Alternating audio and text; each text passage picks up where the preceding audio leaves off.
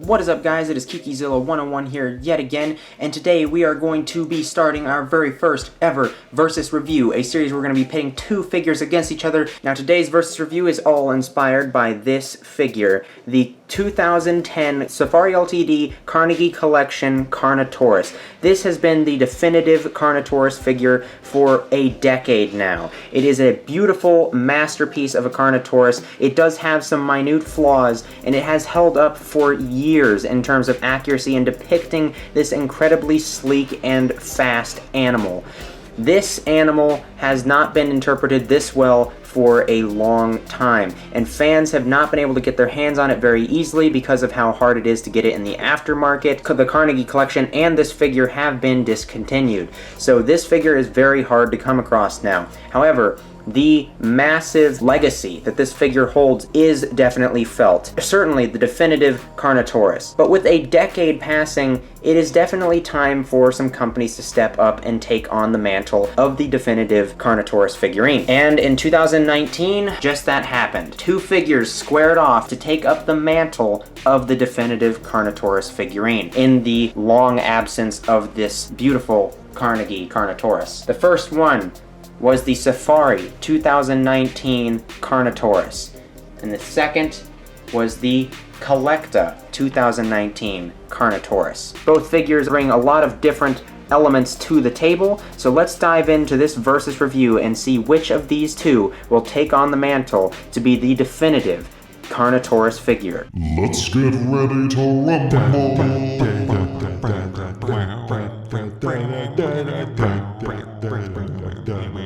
Round one is detail.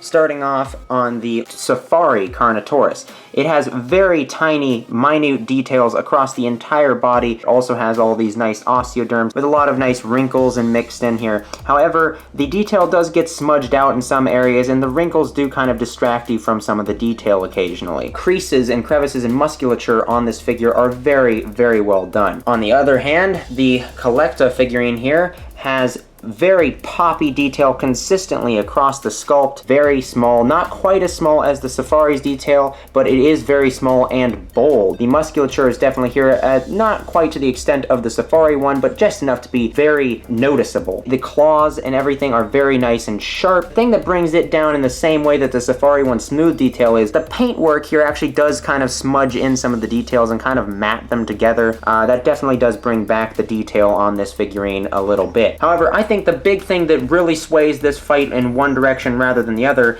is the mouths. You have some nice detail inside the mouth there, and you do have a sculpted tongue, but the teeth just start falling apart. They're starting to become almost indistinguishable from each other, and they're very tiny and don't make much of an impression on the animal as a whole. And that definitely holds it back. While on the CollectA one, you not only get more detail inside the mouth, you can see a bunch of little patterns and grooves on the inside of the mouth, sculpted tongue, but also the teeth are very well detailed and very distinct from each other. There are a couple more grooves on the CollectA's horns than you get on the Safari Ltd's horns. They're much smoother. So I definitely think that very minute difference with the mouths and the horns is definitely going to sway the detail in the favor of the CollectA. Round two. Paint. We have a very cool green on the Safari figure here with a hashy pattern across of it, which on camera is a little bit more obvious. It does seem to blend in a little better in person. The gradient between this really vibrant fiery orange on the head is very nice as well. Whitish tan color at the bottom. All of the claws are very well painted except for on the hands. There is no paint on the claws. The eyes are painted in a vibrant green, although this eye is only half painted green. The other half is just missing there. The gums and teeth just bleed into each other a lot, so the paintwork isn't the best inside the mouth. So there is some sloppiness to the paint here, but it has a lot of really nice gradients and very vibrant colors to offer. While on the other hand, you have this CollectA, very beautiful gradient across the entire body with this really nice, almost caramely orangish brown, almost like a peachy color. Brown at the top with very well painted spikes across the top. The osteoderms aren't individually painted on either of these figures. They just blend in with the rest of the body. Tan at the belly. Claws on the feet are painted very well, and on the hands. Beautiful stripes on the face, which do look really great, but they do match matte together, and they do look a little bit like they're almost a separate layer over the top, get painted over onto the teeth. Not very noticeable, but it is there, as you can see. The eyes are very well painted as well. They're just a full black. That's kind of CollectA's style. Horns here with black tips. A really nice, beautiful gradient across the entire body here, but I don't think it's quite as good as the Safari's, which has just a little bit more color to offer. It's just, I think that the overall, the color blending does look a little bit better, and the mouth is not the most noticeable thing, even though it is a little bit sloppy. So even though they both have pluses and minuses, I do think they're gonna have to tie out in this round, unfortunately. While there is that sloppiness on the head of the Carnotaurus, really only this paint on the head here that really bothers me, and it does get onto the teeth. However, you have the sloppiness inside the mouth of the Carnotaurus, but you also have this little pattern that just doesn't look super realistic, and also you don't have any paint on the claws on the hands. While the paint job is much more consistent on the CollectA one, but it does have the slightly more obtrusive individual quality there. So it's a tie. For round 3, we are doing pose and presentation. That means the pose of the animal and how it presents on the shelf. The Safari one is definitely more active. It's a much more active stride. It has a wider gait. Definitely looks more like a casual stride, and it is very sturdy. It doesn't fall over easily, and I don't think I've had it fall over on me yet. You can see right there, it's very well balanced. Quick control size comparison with the Safari Ltd U Tyrannus. You can see just how big this Carnotaurus is. Other than that, there's really nothing else the Carnotaurus has to offer. The CollectA one, on the other hand, has a beautiful base, which really helps it to just stand very sturdily. A subtle lean off to the side. The head is where it becomes most obvious. It doesn't seem quite as active as the Safari one, where its gape is much more casual. It doesn't seem to be in a sprint, but it definitely does seem to be doing something subtly interesting there with that really cool lean. And I think that really takes advantage of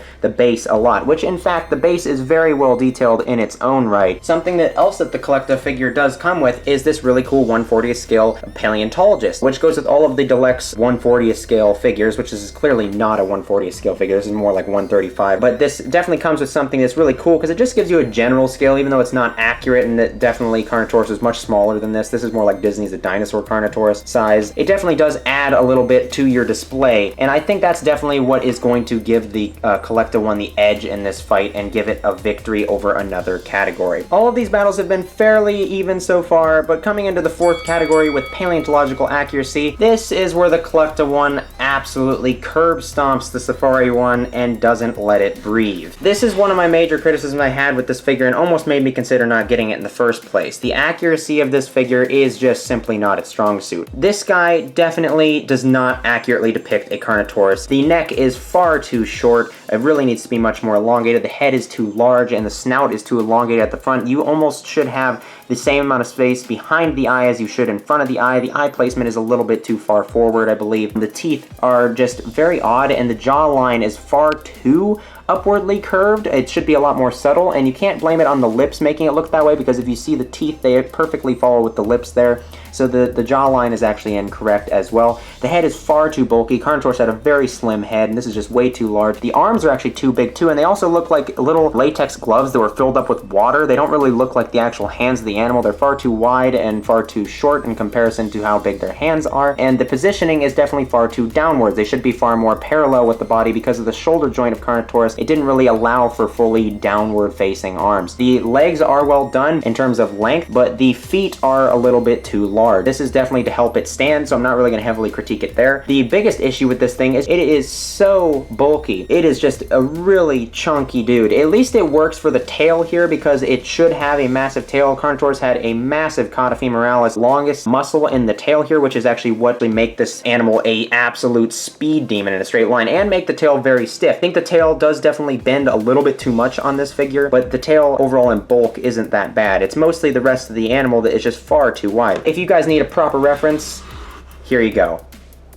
The CollectA one is practically flawless. The only issues, maybe this calf area is a little bit too elongated. Maybe the feet are just a tad bit oversized. Also, these spikes across the back are definitely not on the animal as far as we know. The osteoderms are there on both animals. That is something we actually have. We have integument on Carnotaurus, which means we actually have preserved skin. And we know that each of the scales covering the body were about, I think it's ½ a centimeter wide each. Safari's is actually more accurate in terms of integument size with the majority of the scales. I think their osteoderms are actually too large though. I may be incorrect on that. The CollectA one just simply takes the cake. The width of the head, it is just flawless. If you've seen the skeleton in person like I have, or if you've done a lot of looking at at Scott Hartman skeletals and other accurate references, then you know that this is just absolutely almost flawless. It has a very thin body throughout, and then a very chunky cauda muscle from behind the hips that just completely tapers off flawlessly there, and it has far less curvature to the tail because its tail would not have been able to bend that much. If you really need a proper comparison just how accurate the CollectA one is compared to the Carnotaurus from Safari, look at this. There is absolutely no comparison. This thing is far more accurate to the actual animal and how sleek and slender it was, while this one is just far too wide. That is really the big difference that just makes the CollectA one really curb stomp the Safari one in this category, which is very unfortunate, but definitely don't get me wrong. I'm not hating on this figure. I think there's a lot of other great things to be had with this guy. It's just not an accurate figure compared to this one. And the final category is price point. Both of these figures are fairly affordable, but here in the US, this CollectA Carnotaurus definitely does creep up a little bit closer to the $20 range, while the Safari one is definitely much more close to the $10 range. It does vary depending on where you're getting it. You are interested in getting this one, you can use the coupon code Kiki and Coffee at checkout on SafariLtd.com, and you can get 15% off of your next purchase. You can get even lower, so there's definitely really great options for this one, which makes it a no contest, even though that this one definitely has a nice added feature with this little dude and the nice base and stuff. Overall, you're definitely getting a much more valuable figure in terms of price with this figure over here, which makes it no contest. This one's definitely the winner of the price point. So in summary, we have 3 points going in favor of the CollectA Carnotaurus and 1 in favor of the Safari. Not that much of a battle in that perspective, but when you actually really consider it, one of the categories was a complete tie between these. 2 of them were actually very tight, but this CollectA one is definitely the superior Carnotaurus interpretation and certainly deserves the title of the definitive Carnotaurus figure for at least the next decade. It can definitely hold up the mantle from the Carnegie one here, which actually they hold much more of a resemblance to each other than the Safari 2 individuals do. Now, I don't want you guys to get the wrong idea. I actually do quite enjoy this figure. It has a really nice presence on the shelf, and it has a lot of quality here. There's really great sculpting that you can see, which is very consistent with all of Safari's theropods, which has really nice fine details, and the paintwork definitely has a lot to it. It has a very nice presence on the shelf, and I definitely admire it, and I'm very happy that my friend Spino Dude actually ended up getting it. He actually got me both of these, so this video is technically sponsored by Spino Dude, so I want to send a huge thank you over to him, and I encourage all of you guys to go send him some love and some thank yous for sending me out both of these figures so we could do this versus review. Yeah, and just in general, I like both of these figures in very different ways. I definitely prefer the CollectA one. I think it's a superior Carnotaurus. Accuracy means a lot to me, but if accuracy is not something entirely that important to you, then you might find something much more valuable in this. Definitely down to personal preference as a whole, but I think in terms of depicting a definitive animal, you're definitely going to have to sway towards accurately depicting that animal, and in that regard, that's really what pushes the CollectA Carnotaurus ahead, in my opinion. What did you guys think of this versus review? Do you guys agree with me? Do you guys disagree? Tell me any thoughts that you have that are differing in the comment section below. Oh, and I also kind of forgot to give a size reference for the CollectA Carnotaurus, so I'll just leave this guy right there. But what other versus reviews would you guys like to see? At the same time this video goes up, there should be a community post in the community section that will have a poll for you guys to vote for what versus review you guys want to see next. I'm very excited to get into some more of these if you guys end up liking them. Thank you guys so much for watching, and I'll catch you guys in the next one. Bye-bye.